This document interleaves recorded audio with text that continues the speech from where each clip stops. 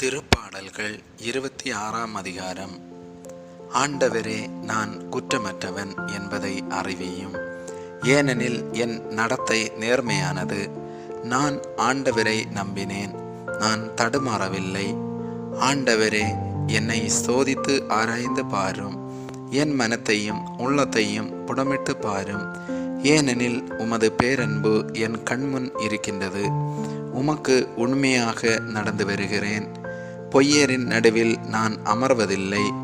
வஞ்சகரோடு நான் சேர்வதில்லை. தீயோரின் மன்றத்தை நான் வெறுக்கின்றேன். பொல்லாரின் நடுவில் நான் அமர்வதில்லை. மாசற்றவனாய் என் கைகளை கழுவுகின்றேன். ஆண்டவரே, உம் பலிபீடத்தை வலம் பெறுவேன்.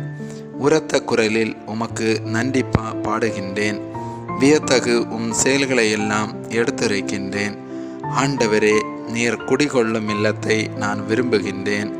உமது மாட்சி தங்கியுள்ள இடத்தை நான் விரும்புகின்றேன்.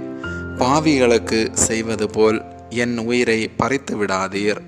கொலை வெறியர்களுக்கு செய்வது போல் என் வாழ்வை அழித்து விடாதீர்.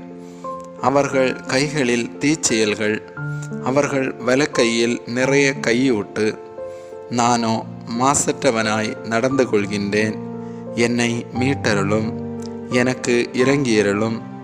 என் கால்கள் சமமான தளத்தில் நிற்கின்றன. மாபெரும் சபையில் ஆண்டவரை புகழ்ந்திடுவேன். ஆமேன்.